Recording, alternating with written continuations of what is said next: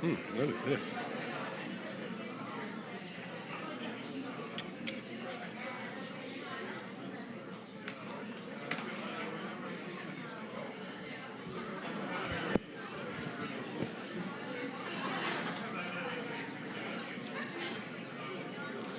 Good afternoon. Good afternoon, and for those of you who are visiting a campus, welcome to Georgetown University. Welcome to the School of Foreign Service on this glorious spring day. I'm Joel Hellman. I'm Dean of the School of Foreign Service, and I'm very pleased to welcome you here. You know that the School of Foreign Service was created in 1919 in the immediate aftermath of the destruction of World War I and the changes of the global order that period began. And so, as you can imagine, the transatlantic relationship is built into the very DNA of this school and has been a critical part of this school for its 100 years. We are very pleased, in fact, to continue this tradition. In 1996, the BMW Group announced that it would make a $10 million endowment to create the Center of German and European Studies here at Georgetown. It was established in 1919 as one of the three North American Centers of Excellence, each supported by a 10-year grant from the German government, administered by DAAD, the German Academic Exchange Service. Now, through the endowment, we have been pleased to host the Herbert Quandt Distinguished Lecture Series in honor of Herbert Quandt, who was instrumental in taking BMW to enduring international success in the post-war period. And alongside his business accomplishments, Herbert Quandt was also a generous and far-sighted philanthropist who was keenly interested in fostering dialogue and increasing mutual understanding within and among nations. The Quandt Lecture Series was conceived in honor of and to advance those noble ideas. And it's in that spirit that we are so pleased today to host Enrico Letta to launch the American launch of the report on the future of the single market, which is critical in thinking and re-envisioning the single market and its relationship to a changing global order. Let me thank very much the BMW Group for the support of this lecture, and Brian Jacobs, who's here. Let me thank, in this lecture, we are pleased to have a co-sponsor and partner in the Atlantic Council, and we appreciate the Atlantic Council's support and Jorn Fleck for all their guidance. Of course, I want to thank the BMW Center here at Georgetown University and its leader, Director Katrin Sieg, and Jeff Anderson, who will be moderating the discussion section. And I want to thank Ann Diaz, a graduate of the School of Foreign Service, the founder and chief executive of Aragon, an investment firm in global equities and internet technology and consumer services, also an MSB adjunct professor here, who has supported the wonderful 3-week visit over the course of the semester of Enrico Letta to Georgetown and to Washington, which has both enriched our campus and, as Enrico has mentioned, enriched, hopefully, the findings of the report. So let me briefly introduce Enrico Letta. Of course, I hope all of you know, he served as Prime Minister of Italy in 2013-14, leader of the Italian Democratic Party from 2021 to 23. Dean of another great international affairs school, a little younger than ours, the Paris School of International Affairs at Sciences Po, and where he served as dean. He's president of the Jacques Delors Institute, and we are pleased to have him as the Ann Diaz Distinguished Visiting Fellow in Euro-American Affairs here at Georgetown.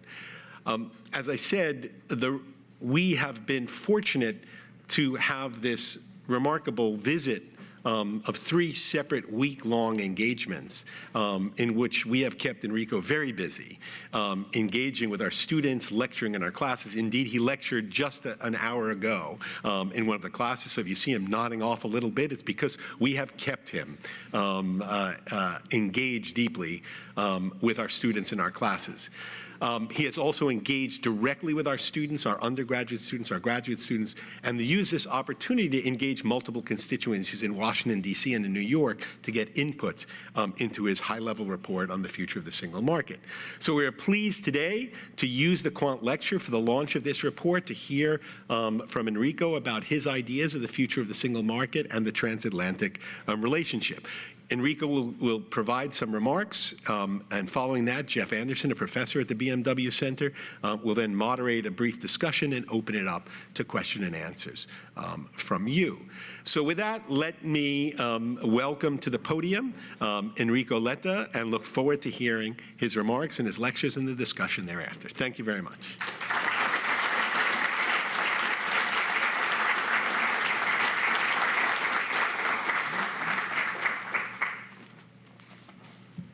Thank you so much, Joel. Thank you all for this welcome. I would like to thank you all for the fantastic period I spent here. And of course, Catherine, Jeff, and all the center, and the opportunity to discuss with all of you, many students, 1 hour ago. And thank you, Joel, for your fantastic cooperation here. I would like to thank Anne Diaz. Her idea was at the very beginning the big boost for this possibility, and I have to say that for me this possibility was really very important for what I was doing at the same time. So this report on the future of the single market. I would like to thank also the Atlantic Council. We had very good conversations on that, and all the other constituencies that are present here. Special mention alla Costituency Italiana, che è presente qui in larga parte. Grazie di essere tutti qua. Buongiorno a tutti. I'm very happy because at the end of the day, as Joel just mentioned, the discussions we had here were discussions that were very, very useful for me for the preparation of this report.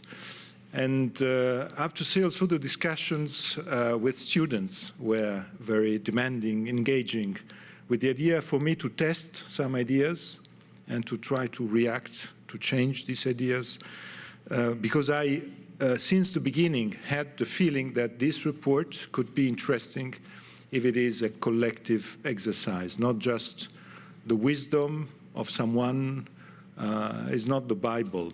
My report. My report is a toolbox that can be used at European level to change, and because it is absolutely necessary to do so. Why is so necessary to change at European level? I'll try to share with you some ideas. First of all, the first big idea.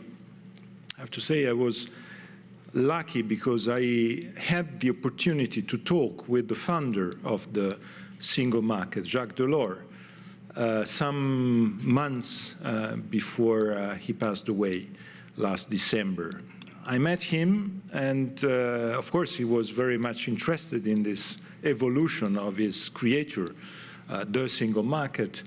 But I had, since the beginning, the feeling that he was someone, since the beginning, telling me the truth about the fact that the single market was created in another world. And the need today was to adapt to the new era and to the new world. I remember, and this is what I wrote in the first page of the report, he told me, you have to have in mind that when we created the single market, it was 85,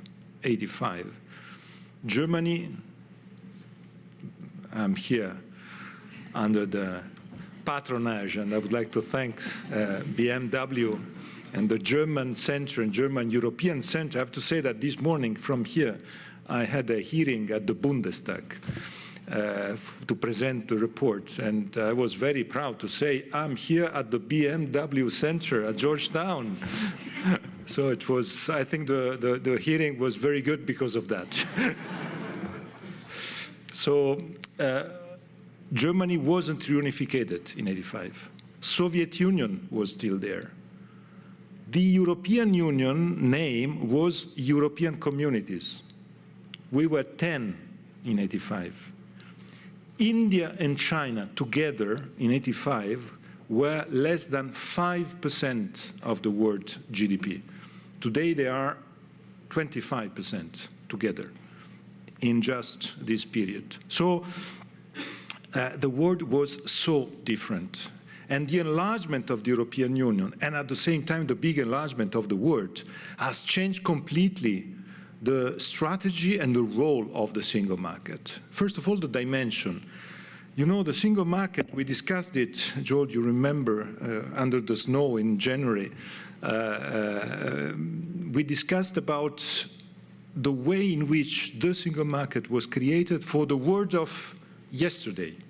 For instance, they decided, the leaders, to take three main subjects, and these three main subjects, not marginal subjects, energy, telecom, and financial markets, and to keep these subjects for the national dimension, not for the European one. Because they said at that time, the big European countries are big enough to play a role on these subjects alone, without the need to stay together and to keep the dimension of the European Union. And today we understand very well that the lack of integration in these three subjects, energy, telecom, and first of all, financial markets, is one of the reasons why the European Union is lagging behind. One of the reasons why the European Union is less competitive than the US, than China, or other part of the world. And this is why the need to recuperate these three leftovers of the Delors period. And that was the first part of my activity and my research activity. How to recuperate the three. How to start with telecom, energy, financial markets, knowing that the three, they have, at the end of the day, a different role. And I would like immediately to say a few words on that. So the big change that I mentioned is, first of all, a change of dimension. I mentioned some of these discussions and part of the discussion.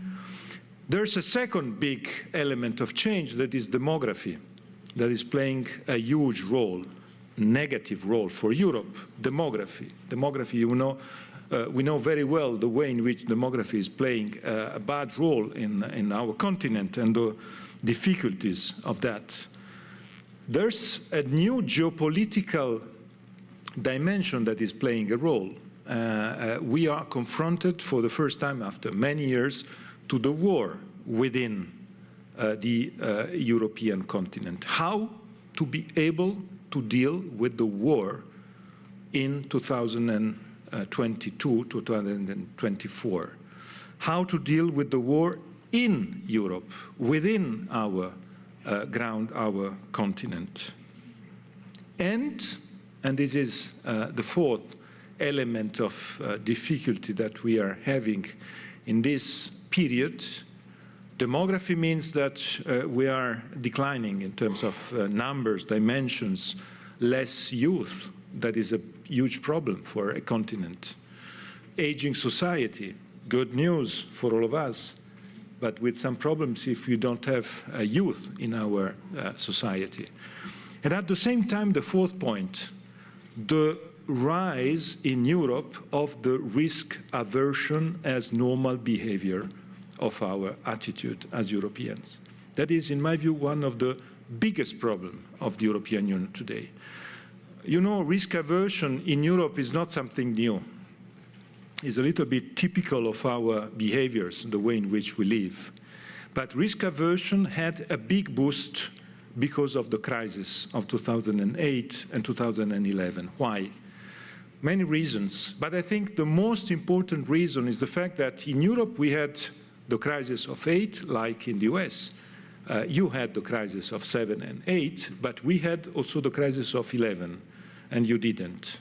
And the crisis of 11 created a mood in Europe in which today the big nightmare is to come back to another crisis, because we know that we didn't complete enough our institutional architecture to be able to resist to another crisis. And this is why, in terms of, I would say, behavior, the attitude of all the European institutions and all the national governments is to say, first, not to be again in a crisis like the one we had. That is good. I completely share this point. But if the first point is to avoid to take any risk and to be again in a crisis like the one we had, having no risk has a cost. And this is what we are having today. Because what I'm saying has consequences on the financial market, prudential attitude on insurances, on the banking system, on the way to invest. It is not by chance that the financial markets in Europe are financial markets for bonds, first of all.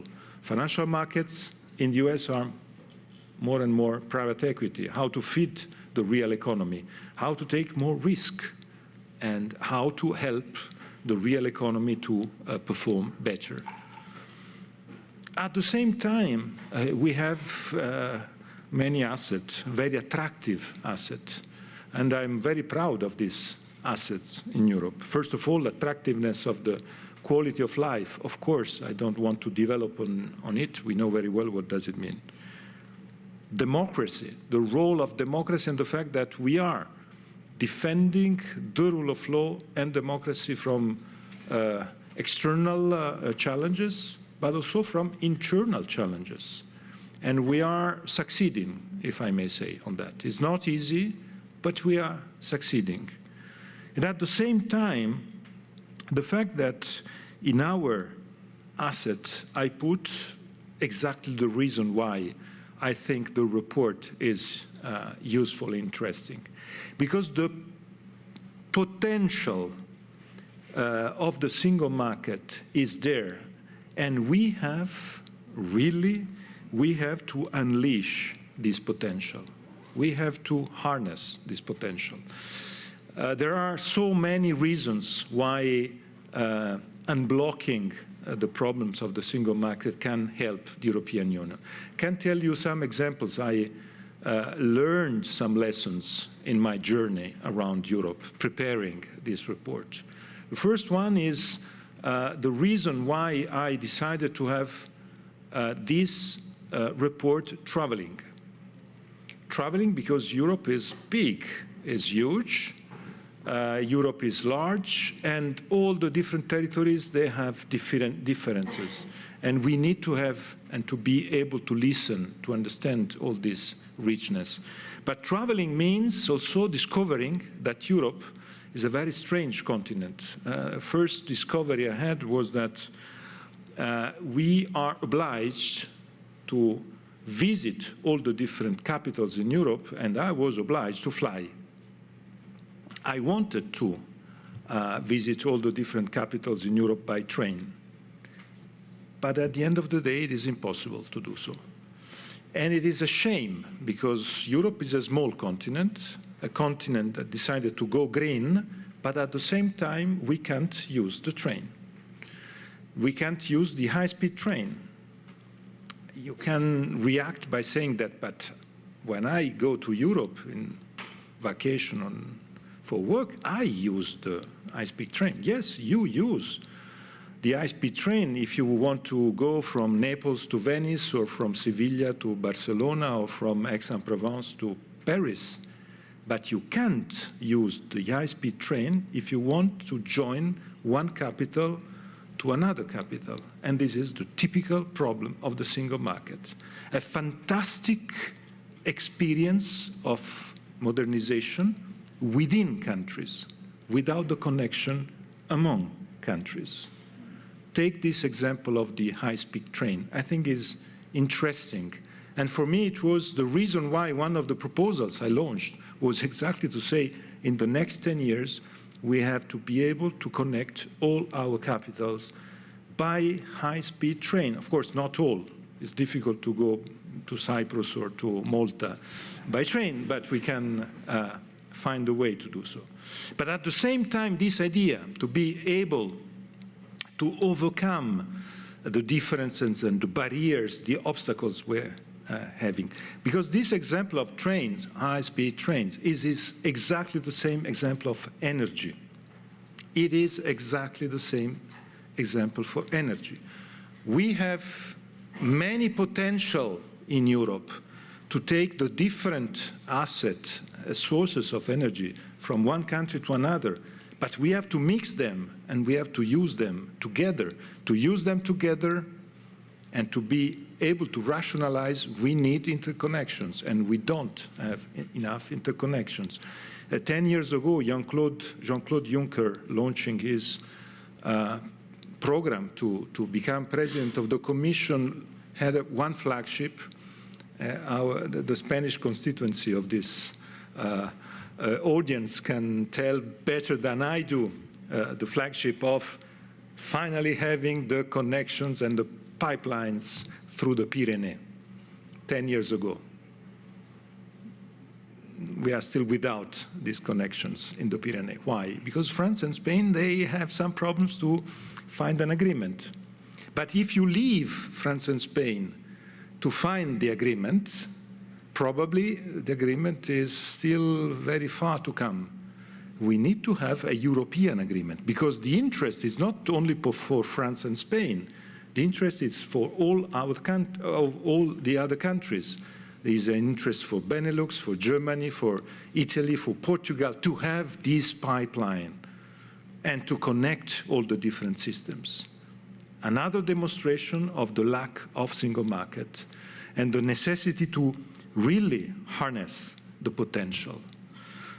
And to do so, we have to start from the three leftovers.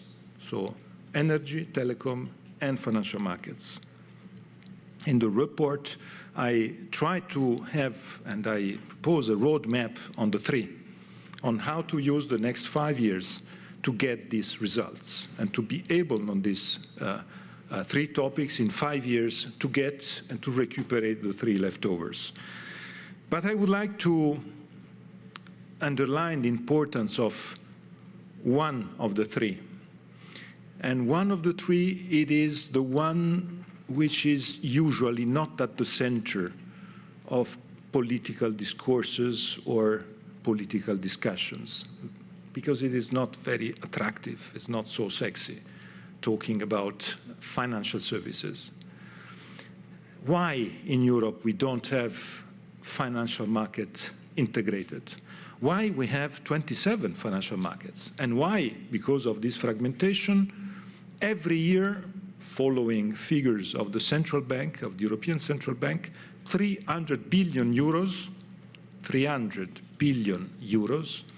of savings of the European families, European people are leaving Europe to come here in the US to feed the American economy, because the European financial markets are not integrated enough and not attractive enough.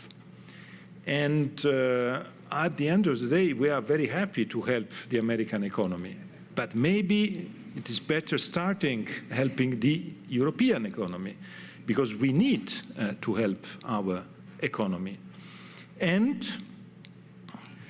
the big point is related to the fact that this project of the Capital Markets Union, that was the name, CMU.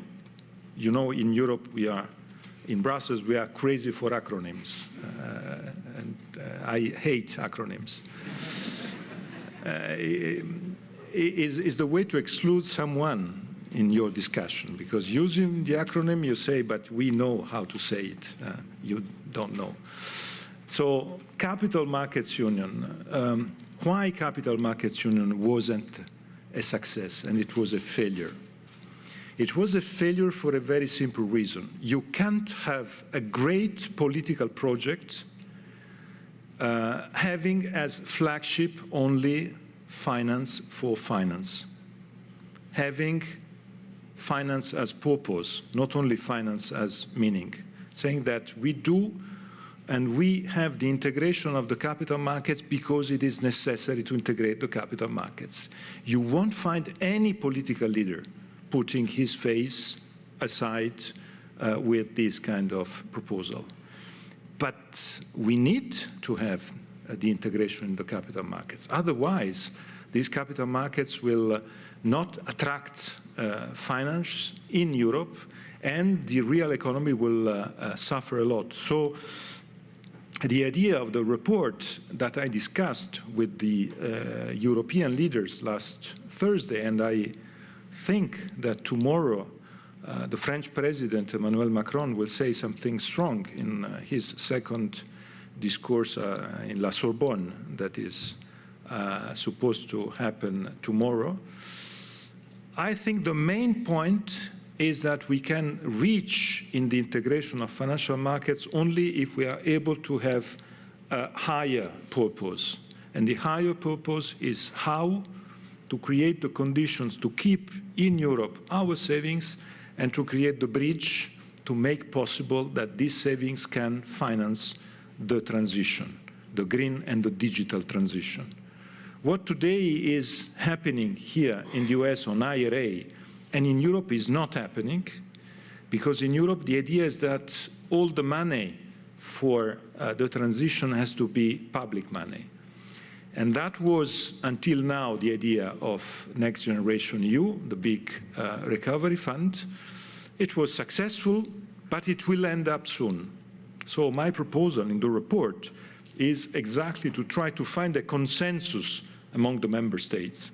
And the consensus has to be to put together private money and public money.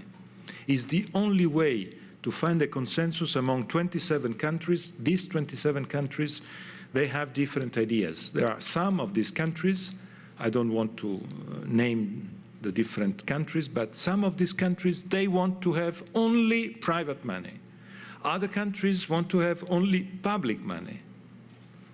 To find an agreement, the only way is to put a toolbox with a set of tools in which the precondition is to have a big pillar of private money with the bridge, of course, with incentives to be able to finance the transition. Why I say the transition? For a very simple reason. That was the other experience I had around Europe. I met many farmers. I met many people worried about the cost of the transition, of the green, the digital, and the just transition. The workers, I'm here at the BMW Center, workers in the automotive industry, they are very much worried about their future. The key point is that if we say we go green, it will cost 500 billion euros each year. And if we had a third statement, we don't know how to get this money, it is very, I would think, usual, normal that the people of these categories can start by saying that, but I fear I'm the one who has to pay at the end of the day, and I don't want to pay for it. So the big problem today is how to ask this question in Europe, how to finance the transition. Because we want to go green, we want to complete the transition, but the cost of the transition has to be assured and has to be fixed altogether. This is why, in my view, linking the single market integration to this big purpose is one of the most important missions. And at the same time, it is not the only one. There's another big problem for all of us in Europe. And the big problem is that aside the risk aversion, there's another reason why we are lagging behind. And the other reason is the fact that on innovation, we are not investing enough. We are not investing enough on innovation. We are not investing enough on research. My experience, Joel, in my 7 years as dean in a school like your school, is that it's so different the way in which in the US you can be financed in what you are doing and the way in which in Europe we can be financed in what we are doing at the university and research level. And this problem of the lack of way to finance our activities, our research activities, it is of course linked to many topics, but one of them is also the lack of a general mission on that. This is why in the report I launched a new mission for the single market. And the new mission is the following one. The single market was considered the market of the 4 freedoms. Jacques Delors created the market of the freedom of movement for goods, capitals, persons, and services. It is known, well known, as the market of the four freedoms. I launched in the report the idea to enlarge these freedoms and to create the fifth freedom.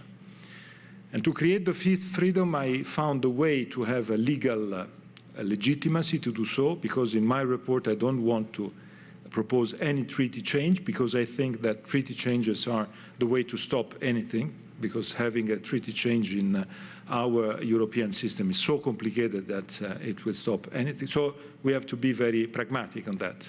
The fifth freedom, what is it?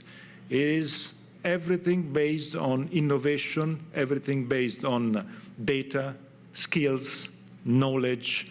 The way to boost on this fifth freedom a single market that is until now not enough boosting these different topics.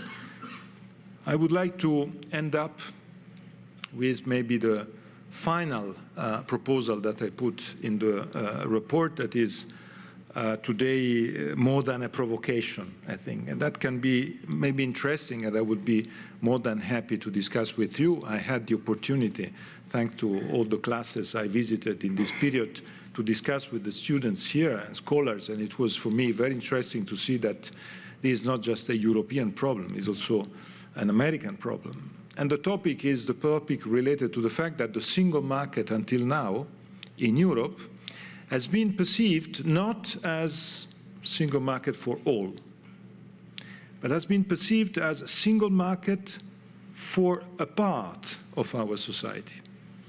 First of all, in terms of companies, it is mostly big companies taking advantage of the single market. SMEs with big problems. They are too small, and the fragmentations are so important in Europe that for SME it's very complicated to work on 27 different legal systems, taxation systems. This is why I proposed the 28th freedom, the 28th regime on the topic of the legal system, to have a passepartout that can be able for an SME to use this 28th regime to be able to move in the different countries without changing any legal system, any corporate law, and to be easier and to simplify. But at the same time, the single market is not taken as a great opportunity, but one part of our people. The single market is considered as a great asset by all those in our different populations that are the most mobile part of the society, the most cosmopolitan part of the society, because it is perceived, first of all, as the freedom to move. And the freedom to move is for those who want to move. And not all in our society they want to move. There's a part of our society which has the will, and it is absolutely to be respected, to stay, not to move. Those who want to move, they want to return. And in reality, what is happening in our single market in Europe, and I would like to end up on this point, it is that the single market is creating, as it is organized today, a brain drain system where the mobility is one-way ticket. And this one-way ticket is east to west and south to north. And this one-way ticket is creating a desertification in many peripheries, and is creating an intense density in the center of Europe, with many social problems in the two. For the desertification, countries that are losing 10, 15% of their people, the youngest part, the brightest part, the most trained and skilled part of the people leaving and not returning. And the same for the countries and the part of Europe attracting, with housing problems, cost of living, an intensity that is becoming a big problem. So the report launched this provocation. freedom to move and freedom to stay are the same part of the problem and the same part of the opportunity. And we have to give the opportunity to come back, to return, and we have to give the opportunity for a circular movement, and not only the movement leaving empty part of our European Union. This is, in my view, one of the main challenges for the future of the single market, for the acceptance of the single market, and the way in which the services of general interest, hospitals, schools, education systems, you know, when someone is leaving his country to go in another country, it is not just because the salary is better, but at the end of the day, the first point is where my kids can grow up in a better system. And if we are not able to create conditions where in all the European regions we can be able to be successful and we can be able to find missions, different missions everywhere, at the end of the day, this problem will become not a collateral damage, but a social earthquake for the future of the European integration. This is why I wanted to add this big chapter to the single market issue, because the single market has to be for all the European citizens. And if you are not able to do so, if you are not able to create a single market that is giving opportunities to all, it will be a European Union that will be perceived by our people as an opportunity dividing our society. It is not the case. The European Union is a great opportunity of peace, of democracy, of prosperity, and I wanted to launch all these provocations and many other. I stop here because I was too long, but I wanted to put in this report many of these provocations. I think, and I strongly hope that that can be an interesting tool that can provoke discussions. I wanted to be provocative because it is the time, I think, to open up discussions. And I wanted to be provocative also in my final proposal that I leave here as a bomb at the end of everything. I think it's time to start a discussion on the transatlantic single market. It is totally crazy that between Europe and US we are not talking. We are continuing with a system in which mistrust or lack of discussions on mutual comprehension is today one of the main attitudes. It's time, I think, to consider that in the world of today, a different approach and different mutual comprehension is absolutely necessary. I strongly hope that this year, 2024, in which we will have elections in Europe and in the US, I say that because I know that you are very much focused on your elections, but we have elections too in Europe in June. This electoral year will be an interesting year, in which after this electoral year, we have to have as outcome the open discussion on the future of the transatlantic relationship and the transatlantic single market. Thank you so much.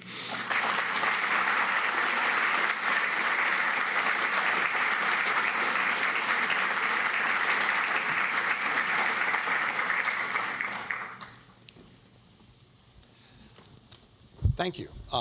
Let me start by congratulating you on the reception that your report has received. Obviously, there are always going to be critics, but I was struck by the overwhelmingly positive and constructive engagement that your report has elicited. And I personally will be looking forward very much to the ensuing conversation that unfolds in Europe. We have, I'm sure, a lot of great questions out there, so I don't want to get in the way of those. So I'll look at this as a kind of warm-up question. And we were sitting there in Dean Hellman's office, and it suddenly dawned on me, you were talking about financial services. Would this report read any differently if the United Kingdom were still a member of the European Union? Maybe not just in financial services, but especially there. You're totally right. I think fact that the UK is no more on board is one of the, I would say, biggest mistake in life. It was a lose-lose. It was lose for them, but I have to say it was lose for us too. I am among those who are missing them. I want to be very clear on that. And on the single market, we are missing them, because we know very well that the single market had two big boosts, the Commission and the UK. The two big boosts that created the single market. The single market was created by a night compromise between two people that were so different. Can you imagine Jacques Delors and Margaret Thatcher? It's like having Trump and Biden together, finding a compromise on, and they found a fantastic compromise. And the single market is really a great compromise, having all on board.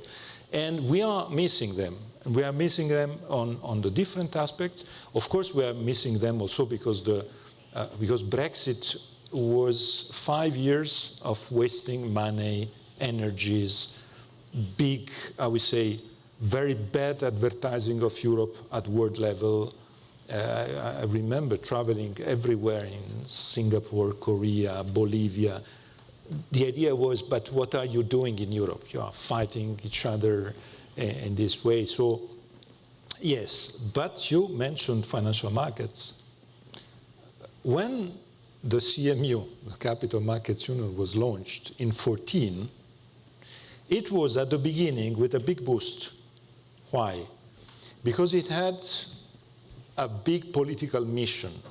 And this political purpose was to have the UK on board and to have London as capital of the financial markets in Europe. It would have been a great success for all. Why? Because nobody can, I would say, contest in Europe the fact that London would have been the capital. Today, without London, is always a fight in Europe. Take what happened 1 month ago. A crazy fight on the headquarters of the money laundering agency between Frankfurt, Paris, Madrid, and Rome. London, as capital of financial markets in Europe, would have been the center of the world on that. And today we are paying the price. And this price is a price that we are paying is very costly. So yes, you're totally right. And I think we will never end up paying the cost of Brexit. Interesting. Why don't we open it up, since we don't have that much time left. There are mics on either aisle, and if you wouldn't mind lining up behind those. I'd like to take questions in groups of 3 to give the Prime Minister time to think about his responses. Maybe just let us know who you are, and please ask a question. No speeches. Only one speech maker, and he's finished. Please, go ahead. Good afternoon, President Letta. Thank you very much for being here. I'm Alberto from Sorrento, close to Napoli. I studied a master's degree in Latin American studies here at Georgetown. My question to you is about the opportunity for the single market to interact with Latin America. You recall President Macron's visit to Brazil a few weeks ago. So how do you assert the possibility for the European Union to closer the ties with Latin America because of energy reasons and commercial reasons that in this geopolitical context are extremely needed for our continent? Thank you. Why don't you just go ahead and take that one? We seem to have a shy audience, though. It'll warm up.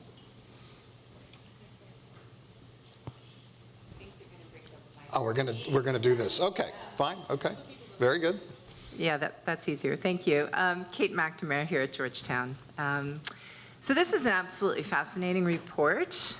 The title really says it all, much more than a market. And this really is, to me, a very big change from this sort of celebration as the market as sort of the ultimate absolute good, right? This is a report that really outlines the ways in which the market should serve Europeans, should serve European values and interests. And I really commend you for that, because I think it really outlines very beautifully all of the different paths that Europe needs to go forward on in order to do, as you say, make the market work for everyone, make the market work for the environment, make the market work for the world. But I will ask you about how it is that you are thinking about, as Professor Anderson said, the reception of this report. What, in your view, would be sort of the ideal next in terms of political steps, and what you'd like to see in terms of engagement by member states, by people in the Commission, to move forward on, again, some of these very provocative things like a state aid contribution mechanism, right, to have at the European level money for that. A radical transformation, you say, in a common market for security and defense industry. So I was wondering if you could talk a little bit to help me understand the ways in which we might see this going forward. Thank you. And our last question, please. Ken Propp from the Atlantic Council Europe Center and Georgetown Law School. I can't not ask you about the point that you made at the very end about the transatlantic single market. As one who was involved in the TTIP negotiations, I find that a very brave statement that you made. And in the years since, the climate towards free trade has become quite different in the United States. And I'm wondering if you could elaborate on how you see that becoming an attractive proposition again. Thank you. So first, I think we have a great opportunity today, and we are wasting this opportunity. And the great opportunity is the agreement, the trade agreement, the comprehensive trade agreement between the European Union and Mercosur. I think we are wasting this opportunity. In my report, you find a very clear statement in favor of openness and openness of foreign trade. And I think there's a link between the fact that we are not so, I would say, with the idea that we have a long-term view on that, and the fact that we are surprised when, for instance, on some political decisions at foreign policy, we see countries of Latin America, I would say, leaving the European Union alone. And I think it is partially also a consequence of the fact that our capacity to be able to talk together and to find a common destiny is over. I thank you very much for the question, because I think the possibility for all of us to say that now, it's time now, and the fact that every moment our internal discussions are more important, the vote of a constituency is more important in a region, is more important than having a long-term perspective agreement. I think it's a huge problem. I have the feeling that sometimes we deal with the trade agreements as we were used to deal 40 years ago. When we, discussing with part of the world, we were so big and our counterpart were so small because of the dimension 40 years ago. But today is completely different. So I think we have to consider that these changes in terms of dimension are playing a role. So I hope, I strongly believe that it's absolutely necessary to go in that direction. I thank you for the title. I have to say that I had many titles in my, and then at the end of the day I said I like this one. First of all, because it's really the heart of the Delors thinking, much more than a market. It always had in mind that it was more than a market. It was life of citizens. He always said that the single market is for citizens. It's not for business. Business is for citizens. Finance is for citizens. It's not for finance. And this idea to put citizens at the heart of everything it is part also of the reason why I put this idea of the freedom to stay and also the idea of the fifth freedom. Because the idea of the fifth freedom has a large part on education also. You know, education is a very complicated topic within the single market because it is in the hands of member states. It is not a European competence, and it is a little bit crazy. And we have this totally crazy situation in which in Europe we teach in different way at school, or I think it's a huge problem, and we have to consider it. So this is why citizens are the center. And on your point about the reception, I have to say that I prefer to be, I would say, reason of division rather than big applauses everywhere. Because big applauses everywhere means that it doesn't work at the end of the day. Because this report is to change, and it is to break ice, and it is to try to, I would say, go against inertia. And the big applauses normally are for inertia, to say, yeah, good, gatto pardo, I think you know what I mean. And so my point is about the need to clearly say that for the reasons I tried to explain in a few minutes and the reasons that are part of the report at the very beginning, inertia means decline for Europe. Because the way in which the rest of the world is growing in terms of dimensions means that we need to act. If we don't act, if we stay with the same institutional architecture of 30 years ago, that means decline today. There are many reasons to show that. And we can't allow that. So I hope this report can be, I would say, can bring division and discussions. Because this discussion can become then something useful. I would like this report can be part of the debate of the electoral campaign. I would like this report being in dialogue with Draghi's report. Draghi's report will be out end of June. In my report, I also said very clearly, I took inspiration from the last report on the future of the single market. It was written by another former Italian Prime Minister, Mario Monti. You see, it's a sort of Italian job on that. And this point is related to the fact that Mario Monti's points are still alive 14 years later. That means that inertia means decline because we didn't overcome these topics. They are still there. Part of them are still there. So I hope that we can be able to open a discussion and we can be able to, in the next legislature, to get some result. And if you tell me, but what are you talking about? All the polls are saying that the next European Parliament will be a more right-oriented European Parliament.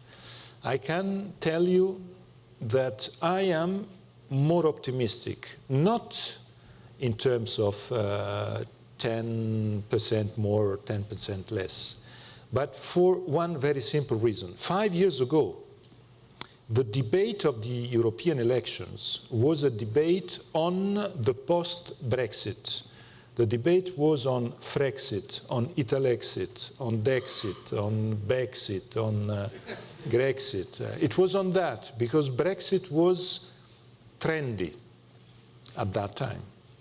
Today, even the most Eurosceptic party at the European level is without any proposal to exit. Exit is no more an issue. These parties are having ideas on how to change. I discuss with them. In my journey, I visited all the different member states. I was in Budapest. I had one entire day with Orban and his ministries. I met the Eurosceptic parties around Europe. I met leftist parties, Eurosceptic leftist parties. And I had the feeling that there's the need and the goodwill to discuss and to change. But nobody is today putting the existence of the European Union under threat. And in my view, it is a great accomplishment. Of course, it is also because of Putin. Putin played the role of the external federator. And the role of the external federator is always very important. I have to tell you that there's someone is thinking that maybe in November we will have also another external federator. I don't think so. I don't want to have this idea on that. But this is, I think, the other key point. On the transatlantic single market, I would be more than happy to continue talking about this, and I'm very happy that the Atlantic Council is part of this conversation because you play such an important role on that. You know, my point is, with the present world debate on some of these issues, it is impossible not to consider, as Europe and the US, we have a true common mission. And the true common mission, I'm sorry if I'm biased and I'm very simplistic. The true common mission is to show the reason why we fight for our ideas. It is that we think democracy is better. Democracy is better than autocracy. Democracy is bringing prosperity. Democracy is bringing well-performing systems. Democracy is bringing growth. Democracy is bringing inclusiveness. And we have to fight on these topics. And it is not by chance that we can discuss on these topics in the US, in Europe, and we have to try to, to strengthen our relationship on that. I think the UK has to be on board of this discussion too. And in the report, I try to reopen a gate to the US, to the UK on that. Of course, it's not easy, but there are many topics where the relationship with the rule of law is so crucial and so important. And if I may say, I think IRA, maybe I would say, too superficial in my approach. I'm among those a little bit controvento in Europe, saying that at the end of the day, I'm happy because the US decided to have IRA. It's the demonstration that the US too decided to go in the direction of the Paris Agreement. And it is a good news, and we have to all to go in that direction. So I think there are many topics where we can start an open discussion on, and the world needs a European Union and US common approach. And if we continue not to have this common approach, I think it would be worse for the world. So I think it is a common mission. It is difficult, it is very complicated. Maybe I'm too ambitious. But why don't we think that this mission can be fulfilled? That's an uplifting note to end on, and I think we're right at time. So please join me in thanking Prime Minister Letta for a wonderful opportunity.